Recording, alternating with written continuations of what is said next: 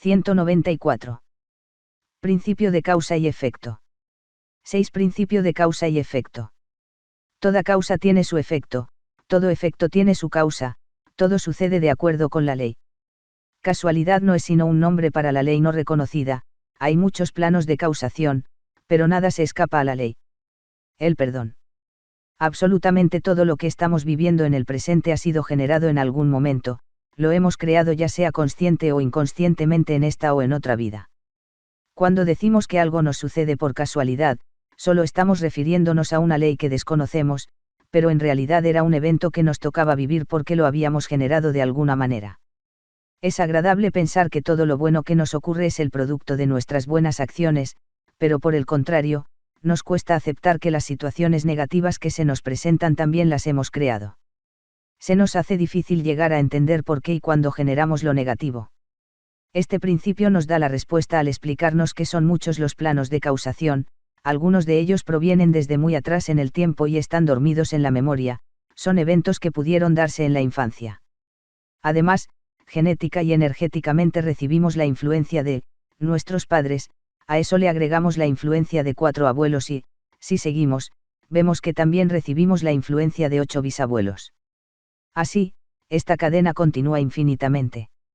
También recibimos las influencias de la sociedad en la que crecemos, la religión que practicamos, las instituciones de enseñanza a las que asistimos, los lugares de trabajo, los clubes, los amigos que nos rodean, y demás. Estos son solo algunos ejemplos para indicar que existen muchos planos de causación y nosotros somos el resultado de la suma de dichos planos. Llamamos planos de causación a los lugares, personas y eventos que nos han enseñado un patrón mental o creencia que tomamos como verdaderos. Cada persona debe analizar el conjunto de información que ha recibido a lo largo de su vida, conscientemente debe seleccionar aquello que desea mantener en su mente y lo que debe desechar. En este proceso se debe reconocer lo que pensaba nuestro padre, nuestra madre, nuestros abuelos, y qué es lo que elegimos pensar nosotros. También es conveniente recordar lo que uno acostumbraba pensar tiempo atrás y lo que elige pensar ahora. Siempre tenemos la libertad de poder elegir en el presente, que es el único momento que existe. Recuerda que lo llamamos libre albedrío no es más que la oportunidad que se nos da de elegir nuestros pensamientos. En esto radica nuestro verdadero poder y es así como tomamos las riendas de nuestra vida. En este proceso de selección de pensamientos debemos ser responsables y evitar en todo momento caer en el papel de víctima. Para la mayoría, es más fácil culpar a alguien o a algo por la infelicidad y, por lo tanto, se pierde la posibilidad de cambiar y crecer. Hay personas que culpan al gobierno, la situación económica, su pareja, su familia, sus hijos, jefes, y además, algunos llegan a culpar al clima, humedad, calor, frío, por su insatisfacción. Tal como aprendimos al estudiar el principio de correspondencia, debemos recordar que todo lo que ocurre por fuera está reflejando nuestro estado interno. Cuando algo externo nos produce insatisfacción o dolor, eso solo nos está recordando que tenemos una herida que sanar, de otra manera, no nos alteraríamos. Es muy recomendable investigar el origen de las situaciones presentes. Si estás viviendo un momento de soledad, no se debe a que tienes mala suerte y no encuentras a nadie adecuado para ti. Esa soledad tiene un significado en tu vida, es una lección que debes aprender. La manera más rápida de encontrar respuestas a los conflictos que vivimos es formulando la pregunta a nuestro yo superior o Dios interno. Esto se debe hacer preferiblemente en estado de meditación. Las respuestas que uno recibe siempre son claras y concretas, por lo general, se resumen en pocas palabras o en una sensación. Si tienes la costumbre de rezar u orar frecuentemente, recuerda que eso es solo una parte de tu diálogo con Dios. Cuando estás rezando es como si le estuvieras hablando a Dios. Pero cuando estás meditando, estás escuchando su respuesta. Si solo rezas, estás produciendo un monólogo en el cual no estás escuchando a la otra parte. Esta es la razón por la cual mucha gente religiosa se desconcierta y se queja de que Dios no contesta sus pedidos. Es imposible que eso ocurra. Dios siempre contesta y en forma inmediata. La solución es permanecer en silencio unos minutos después de rezar, y prestar atención a lo que recibimos internamente. ¿Cómo sabrás cuándo es Dios quien contesta tus inquietudes y no tu propio ego? Hay una clave para reconocerlo: las respuestas de Dios son siempre una forma de paz y armonía para todos los concernidos.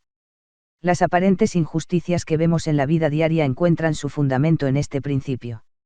A lo largo de la vida hemos ido generando causas, que determinan nuestra situación presente. Hay personas que han hecho mucho bien en el pasado y ahora les toca vivir su recompensa. A estas personas las percibimos como afortunadas.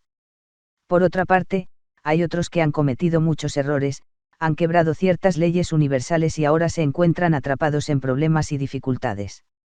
Hay gente que nace pobre, enferma, mientras que otros nacen saludables, en un hogar confortable y con buenas oportunidades.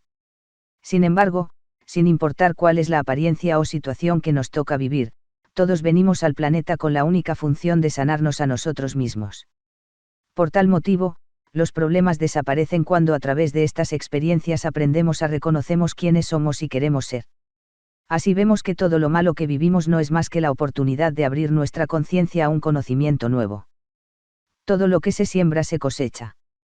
Por ejemplo, una persona puede estar atravesando una crisis y, en el momento menos esperado, aparece alguien que la ayuda desinteresadamente. Ese alguien lleva la cosecha de haber ayudado en el pasado a otra persona. Todo el bien que hacemos a los demás vuelve en algún momento a nosotros multiplicado. Ocurre lo mismo con todo lo malo. Si alguna vez hemos perjudicado a alguien, tarde o temprano alguien nos va a perjudicar. Esto es lo que la Biblia explica como la ley del talión, que dice textualmente, ojo por ojo, diente por diente. Esta ley ha sido mal interpretada y muchos la entienden como la ley de la venganza, sin embargo, lo que afirma no es más que la ley de causa y efecto. La siembra en la vida que hacemos de acciones buenas y malas, deben entenderse como actividades en dos cuentas bancos diferentes. Al primero le debemos dinero y nos perseguirá hasta que le paguemos. Por el contrario, y simultáneamente el segundo nos paga intereses por lo que hemos depositado. Estos bancos no tienen conexión entre sí, es decir que por más buenas obras que hagamos en el presente, igual tendremos que saldar nuestras deudas con el destino. Perdonar no es tan fácil como uno cree. Muchas personas que dicen haber perdonado solo hacen un juego intelectual, cuando vuelven a tener otro problema con la persona perdonada, el resentimiento y los reproches aparecen instantáneamente. Esto es lo que conocemos como perdono pero no olvido, lo que solo nos indica que el perdón no ha tenido lugar aún. El verdadero perdón otorga paz. La mayoría de las personas que no perdonan actúan así porque sienten que alguien tiene que pagar por lo que les ha sucedido, existe en ellas una sed de justicia que, en apariencia, no se da en este plano. El equilibrio universal opera a través de la ley de causa y efecto. En consecuencia, debemos aprender a ser conscientes de nuestros actos. Cada pensamiento o acción que iniciamos es una causa que, indefectiblemente, tendrá su efecto. Si peleamos y discutimos con la gente a nuestro alrededor, causa, el resultado será un gran conflicto, efecto. Sin embargo, si hacemos favores y ayudamos a otros, causa, también recibiremos lo mismo en algún momento, efecto, aunque quizá los favores nunca provengan de las personas a quienes hemos ayudado. Por eso es que todas las religiones del mundo enseñan a hacer el bien.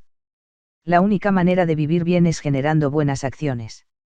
¿Por qué le ocurren cosas malas a la gente buena? La ley de causa y efecto opera en forma permanente manifestando aquello que de alguna manera hemos generado.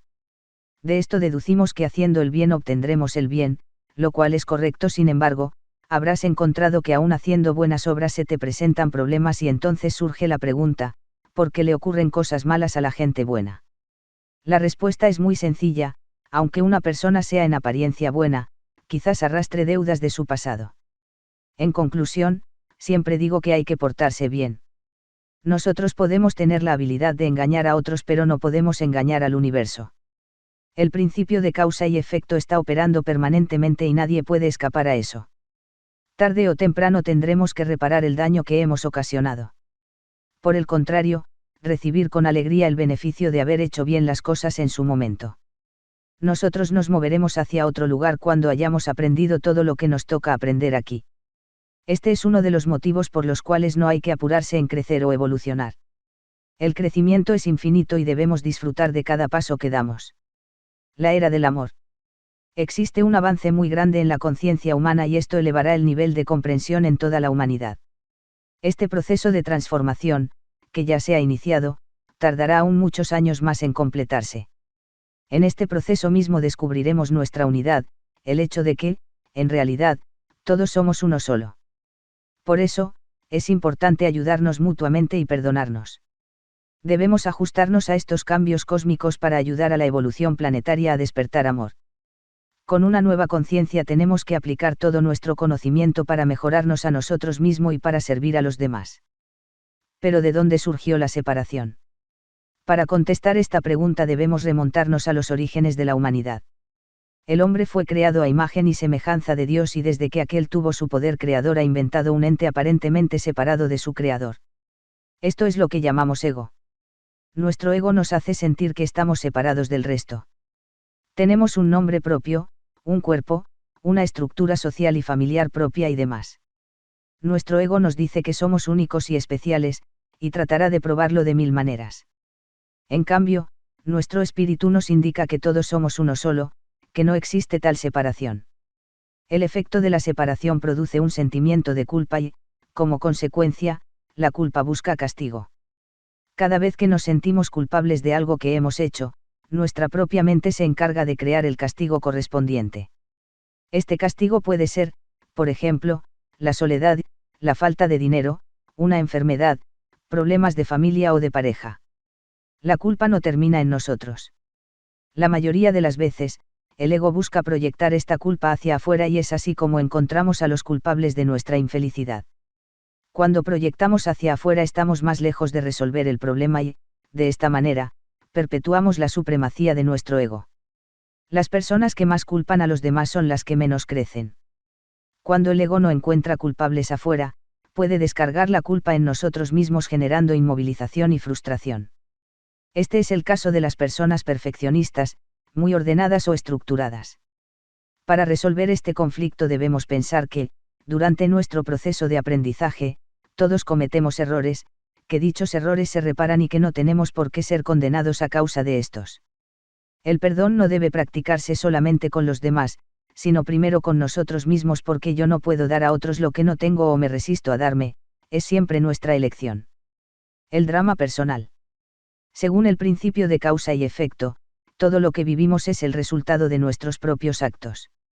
Contamos con un poder creador, y a veces, debido al mal uso del mismo, creamos situaciones difíciles o dolorosas, creamos de esta manera nuestro drama personal. Según la metafísica, el drama de toda persona se reduce a la idea de separación de su fuente. La sensación o desconexión de nuestra verdadera fuente es la que genera todos los miedos, las angustias y los problemas mayores. Un ejemplo de esto es la soledad. La soledad no se resuelve teniendo a una persona al lado nuestro, en muchos casos, uno puede llegar a sentirse horriblemente solo aún estando acompañado. La soledad es un problema personal y tiene que ver con la sensación de estar desconectado de nuestro Creador. Solamente reparando esa conexión podemos sentirnos plenos, completos y felices. Curiosamente, muchas iglesias fomentan la idea de separación y no la de unión. Esto se debe a que se basan en las leyes del ego y no las del espíritu. El miedo más grande que existe es el miedo a Dios, a recibir su condena o castigo, lo cual es totalmente absurdo y falso. Algunas religiones para mantener su poder insten en salvar a la gente de algo malo que está fuera o dentro de ellos.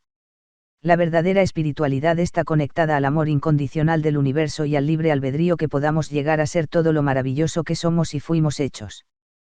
Como conclusión, o el ciclo de culpa y castigo, fue creada por nuestro ego. Dios no condena ni castiga porque Él nos ha creado tal como somos su creación, ¿cómo podría juzgar su propia obra? Nos dio el libre albedrío, entonces sería malévolo que nos castigara por tomar decisiones que no quiere que tomáramos.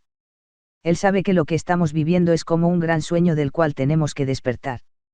Todo lo que vivimos no tiene un contexto, es neutro, solo cuando le damos nosotros un significado, es como decidimos quiénes somos y qué queremos ser. No hay culpas, ni culpables, no tenemos nada que pagar ni que hacer pagar a los demás, solamente existe la experiencia. El proceso de liberación comienza con el reconocimiento de la proyección que hacemos hacia los demás. Es decir, que tenemos que empezar a reconocer que no hay culpables fuera de nosotros, sino que, de alguna manera, uno está proyectando el problema hacia afuera. Luego, debemos reconocer que tampoco nosotros somos culpables, sino que solamente hemos cometido algunos errores. Finalmente, debemos reparar esos errores corrigiendo nuestra percepción de la vida. Cuando creamos nuestro ego, cuando surgió la idea de separación, Dios puso en nuestra mente el instrumento necesario para devolvernos la percepción correcta de la vida. Este instrumento es lo que llamamos yo superior o Espíritu Santo. Toda persona debe aprender a invocar a la guía de su yo superior, especialmente en los momentos en que se encuentra en conflicto, para entender lo que le está ocurriendo. La etapa de despertar que estamos viviendo nos enseñará que no somos culpables de nada, tan solo hemos cometido errores y los errores se corrigen. La parte más perfecta de nuestra mente nos ayuda en este proceso. Para poder evolucionar, debemos desarmar nuestro drama personal. Con nuestro drama lo único que hacemos es acaparar la atención de los demás y de su energía. Esto significa que cuantos más dramas experimentamos, más robamos la energía de los demás. Pero cuando empezamos a despertar a la vida espiritual, descubrimos que la fuente de nuestra energía es otra y que la misma es infinita e inagotable, por lo tanto, no necesitamos apropiarnos de la energía ajena. El proceso del perdón consiste en desarmar lo que hemos construido, eliminando las culpas que ponemos en otros y en nosotros mismos. De esta manera, comenzamos a sentir la sensación de unidad. Pero mientras exista una sola persona a la que consideremos culpable, nunca encontraremos paz en nuestra vida. El perdón a uno mismo, es tal vez, uno de los más difíciles de lograr. La autocondenación se da la mayoría de las veces de una manera muy sutil, y a la vez, muy intensa. A veces, sentimos la voz de un juez interno que nos recuerda cuán tontos hemos sido al haber actuado de cierta forma. Ese juez no es más que la voz de nuestro propio ego que debemos aprender a callar. Perdonar no es sinónimo de debilidad. Muchas personas confunden el perdón con la permisividad. Perdonar no significa permitirles a los demás que vuelvan a hacer lo mismo con uno. Perdonar significa entregar el problema a una autoridad superior a la nuestra que impondrá su justicia y no la que nuestro ego quiere. Perdonar también significa aprender a ponerles límites a los demás y a defender nuestros derechos. La ayuda a los demás. Nunca hay que ayudar a nadie que no nos lo haya pedido porque la persona puede no estar receptiva a nuestra ayuda. Cuando le hemos hecho un favor a alguien y luego esa persona no nos agradece o se muestra indiferente, nos está dando la pauta de que nos hemos equivocado, o bien la persona no necesitaba de nuestra ayuda o le hemos dado ayuda equivocada. Esto ocurre cuando intervenimos en la vida de alguien pretendiendo ser su salvador. Una manera de evitar este error es ofrecer nuestra ayuda a quien pensamos la necesita y, luego, debemos retroceder para dar lugar a que la persona elija. Cuando la persona decide aceptar nuestra ayuda, entonces estará receptiva y solo así tendremos éxito. ¿Hasta dónde ayudar? Se debe ayudar a los demás hasta el punto en que el equilibrio de nuestra vida personal no se pierda. Si vas a prestar dinero a alguien cercano, deberás prestar solamente una cantidad de tu dinero que no ponga en peligro tu economía personal. De lo contrario, si por prestar dinero dejas de pagar tus cuentas, solo estás permitiendo que el problema del otro contamine tu vida. En esencia, si quieres que tu ayuda sea siempre efectiva, no deberás perder nunca tu equilibrio personal. Esto nos lleva a la siguiente conclusión: el sacrificio por los demás no sirven. En general, los problemas que cada uno de nosotros enfrentamos no son más que errores de conciencia. Existen en nuestra mente ideas equívocas que deben ser corregidas. Estas tienen que ver con la falta o aceptación de lo bueno, con ideas de no merecimiento, con el nivel de la autoestima y con las culpas que arrastramos. Estas últimas son las más poderosas y generan las principales barreras para nuestra felicidad personal. Yo creo que cada vez que algún proyecto mío se demora o las cosas que deseo no se dan es porque todavía tengo que perdonar a alguien o perdonarme a mí mismo. Las enfermedades físicas tienen que ver con la falta de perdón, las deudas y la soledad, también. Siguiendo este concepto, si quieres ayudar a alguien verdaderamente, entonces no solo tienes que brindar tu ayuda material, sino también el apoyo moral necesario para que la persona se libere de sus culpas y mejore su manera de pensar. El proceso de perdón. El perdón no es un acto sino un proceso. Cada día perdonamos un poco más y así nos vamos liberando del pasado. En algunos casos, este proceso puede hacerse de una sola vez, pero en la mayoría, el perdón requiere tiempo. Para entender los pasos que hay que dar en el proceso del perdón, debemos entender primero cómo funciona la proyección que hace nuestro ego. Las heridas emocionales que arrastramos las vemos con más claridad en los demás y no en nosotros mismos. El ego se niega a aceptar que es uno el que tiene el problema y lo proyecta hacia afuera encontrando el perfecto culpable. De esta manera culpamos a nuestra pareja, nuestro padre, nuestra madre, nuestros hijos, nuestro jefe, un amigo o a quien sea por nuestra infelicidad. Una analogía muy válida es la siguiente: cuando vamos al cine pensamos que la película está en la pantalla, sin embargo no es así, la película que estamos viendo está en el proyector y lo que vemos no es más que la proyección que hace la máquina. De la misma manera, la película de nuestra vida no es más que la proyección que surge de nuestra propia mente. Entonces, el primer paso para perdonar, es reconocer que la culpa no está afuera. Debemos interrumpir el fenómeno de la proyección y no aceptar como culpable a alguien o algo externo a nosotros. Debo reconocer que lo de afuera activó una herida emocional que está en mí y por eso me molesto o me enojo. El segundo paso es aceptar que la herida está dentro de uno mismo. Si en este proceso nos detenemos en este paso, el ego nos hará sentir culpables a nosotros mismos. El tercer paso consiste en entregar esa culpa al yo superior para que perdone por nosotros. Debido a que todos nosotros estamos envueltos en el mismo sistema de pensamiento del ego, necesitamos un elemento externo a este sistema que nos ayude a recobrar la cordura. El yo superior es la parte perfecta de la mente que nos recuerda permanentemente nuestra naturaleza espiritual. En conclusión, nosotros no tenemos la capacidad de perdonar. No podemos perdonar a nuestros enemigos ni a nosotros mismos. Solamente hacemos un jugo intelectual que se parece más a una postura arrogante. Creemos que somos los buenos porque perdonamos a los malos. Por eso necesitamos la ayuda del yo superior. Es en el tercer paso donde procedemos a poner el problema en las manos de Dios para que Él mismo lo resuelva y sane aquello que necesita ser sanado. Cuando se da el verdadero perdón, se siente una gran paz interior. Si pedir ayuda a tu yo superior te resulta extraño, puedes invocar en su lugar a la entidad espiritual que prefieras según tu religión, Jesús, Buda, Sai Baba, o a Dios mismo. La próxima vez que sientas un enojo muy grande hacia alguien deberás poner en práctica el proceso del perdón. Primero, tendrás que aceptar que esa persona no es la culpable de tu enojo. En segundo lugar, deberás admitir que en realidad hay una parte tuya que se enoja por lo que el otro hace. Finalmente, tendrás que pedir ayuda para que tu yo superior pueda perdonar por ti aquello que no entiendes ni aceptas. Al hacer esto, pones en manos del universo el proceso del perdón y así se curan tus propias heridas y las de los demás. Generalmente, ocurre algo mágico, lo que llamamos milagro. Los beneficios del perdón. El perdón depende de tu buena voluntad, de tu deseo, de tu disposición a querer soltar aquello que te ha hecho daño en algún momento. Cuando pides ayuda se ponen en marcha todos los mecanismos del universo para restaurar la armonía en tu vida. El proceso del perdón se puede comparar al hecho de tomar conciencia de que en realidad, nadie nos ha hecho daño ni tampoco nosotros se lo hemos hecho a otros. El supuesto pecado no es más que un error de percepción. Definitivamente, esto es demasiado simple para que nuestro ego lo pueda aceptar. El ego siempre tiene todas las razones del mundo para justificar su posición, en especial, cuando nos enojamos con alguien. Entonces encontramos las razones lógicas a nuestro enojo que nos llevan a juzgar y condenar. Además, el ego busca aliados. Tratamos de convencer a todos de nuestras razones. Pero la verdad es que cuanto más justificamos nuestra posición, más inseguros estamos en el fondo.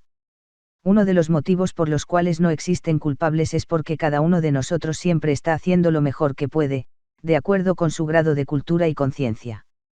Cuando nos equivocamos es porque no sabemos hacer algo mejor. Si retrocediéramos en el tiempo hasta el momento justo en que cometimos un gran error 10 años atrás, volveríamos a hacer lo mismo, porque ese era nuestro estado de conciencia. Siempre hacemos lo que creemos que es mejor en cada momento, aunque estemos totalmente equivocados. Dios no condena porque sabe que estamos aquí para aprender. El ego es el único que juzga y condena. Nuestra mente es limitada y nunca captamos todo lo que está pasando. Tal como lo vimos antes, existen hilos que contienen historias secretas para nuestros sentidos. Podemos percibir una situación como una injusticia, pero en realidad, no sabemos si el injusto solo le está dando la oportunidad al otro de reparar su error. Además, las diferencias culturales hacen que nuestra capacidad de juicio sea limitada. Por ejemplo, para un esquimal es buena costumbre ofrecer a su mujer para que duerma con la persona que los visita. Para nosotros, suena como una locura, sin embargo, para los esquimales es totalmente normal. ¿Quién tiene la razón? La respuesta es sencilla, ninguno. Cada uno está viviendo su propia experiencia y su propia verdad. Sin hacer referencia a ningún personaje político en particular, es importante saber que aquellos personajes malos que movilizan grandes masas son espíritus que tienen la misión de elevar la conciencia colectiva de cierta raza o sociedad. Ellos pueden despertar emociones negativas, pero también ayudan a desarrollar la actitud de servicio de todo un pueblo o una nación. El odio que ellos despiertan individualmente no es más que el odio que cada uno tiene que sanar en sí mismo. Todos los países tienen su balance de causa-efecto de grupo. Cada ciudadano tiene que lidiar en mayor o en menor medida con este tipo de balance. Según la ley de causa y efecto, en esencia solo hacemos dos cosas: damos amor o pedimos amor. Una forma muy común de pedir amor es la queja. Cuando una persona se queja o reclama a otra su atención, en el fondo solo le está pidiendo su amor. Lamentablemente, la queja es un recurso negativo que lleva a obtener el resultado opuesto. En la red de relaciones que entablamos, todos aprendemos y enseñamos al mismo tiempo. Aunque no seamos conscientes de eso, las personas que nos rodean aprenden algo de nosotros y viceversa, aun cuando la relación sea superficial o de poco tiempo. De las grandes crisis aprendemos lecciones mayores, pero haciendo uso de nuestra facultad de elegir, yo le pido al universo que me enseñe de buena manera. Básicamente porque no me gusta aprender a través del dolor. La mayoría de las personas aprenden de ese modo para luego quedar cargadas de resentimiento o frustraciones. Te sugiero que me imites y pidas que, a partir de este momento, todo lo que tengas que aprender se te enseñe de buena manera, y así es. Ejercicio: renunciar a seguir sufriendo. Debes afirmar de una manera rotunda tu deseo de no seguir sufriendo. Para lograrlo, tienes que decretar lo siguiente: en este instante, renuncio a cualquier forma de carencia, pensamiento de limitación o error que se aloje en mi conciencia. A partir de hoy, elijo amor, felicidad, prosperidad, sanidad, mente y cuerpo, y una vida muy armoniosa. Cada vez que se nos presenta un problema, lo primero que se debe hacer es renunciar a él. Cualquier afirmación o decreto que se haga en ese momento tiene que comenzar con la palabra renuncio. De esta manera, interrumpes la formación de la crisis. Por ejemplo, puedes decretar: renuncio a seguir sufriendo por este problema sentimental. Ahora encuentro la solución más armoniosa y positiva para ambos. Si el problema es de dinero, entonces puedes decretar: renuncio a mis limitaciones económicas. A partir de hoy el dinero viene fácilmente a mi vida y en abundancia. Ejercicio: cambiar para recibir. Todo estudiante metafísico siempre tiene una lista escrita de sus objetivos. De esta manera, puede ir comprobando poco a poco su dominio de la materia. De acuerdo con un concepto bíblico, Dios, como Padre perfecto, nos da todo lo que pedimos antes de que se lo pidamos. No solo Él sabe de antemano lo que le vamos a pedir, sino que también nos lo concede. La pregunta que surge entonces es: ¿dónde está aquello que estás deseando? ¿Por qué no lo tienes? La respuesta es la siguiente: Dios nos otorga las cosas que estamos dispuestos a aceptar internamente. Es probable que conscientemente desees tener una fortuna, sin embargo, en tu interior no te sientes merecedor de ella. El diálogo interno es muy poderoso, es el que el universo escucha y termina por manifestar. Una persona puede desear tener una pareja. Pero si en el fondo, no se siente merecedora de la pareja que está anhelando, ésta podría estar caminando a su lado y no la vería. La persona abrirá los ojos cuando trabaje en la aceptación de aquello que desea. Recuerda que todo lo que has enumerado en tu lista de deseos, ya está concedido. Ahora, deberás trabajar en la aceptación. Para eso, tendrás que agregar a cada uno de tus objetivos la fecha para la cual estarás dispuesto a aceptarlo. Escribirás el día, mes, año y también la hora. Siempre es necesario darse un plazo bastante amplio para trabajar la aceptación. Si eres una persona ansiosa y has elegido que quieres algo para el mes que viene, debes darte 2 meses. En el caso de que se cumpliera el plazo y no se manifestara tu pedido, tendrás que elegir otra fecha. En este caso, debes ser cuidadoso de no dar lugar a los pensamientos de frustración.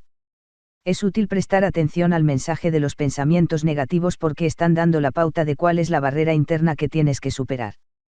Cuando una persona dice pero, yo lo quiero ahora mismo, en el fondo se está mintiendo a sí misma porque si fuera así ya lo tendría.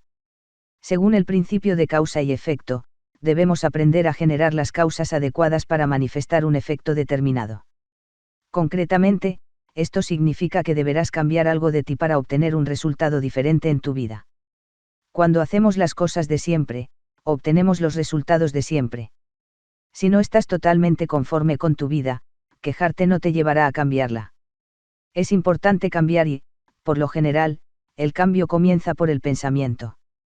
Una vez elegido un objetivo es conveniente realizar una pequeña meditación y preguntar al yo superior, ¿qué debo cambiar de mí mismo para poder recibir esto?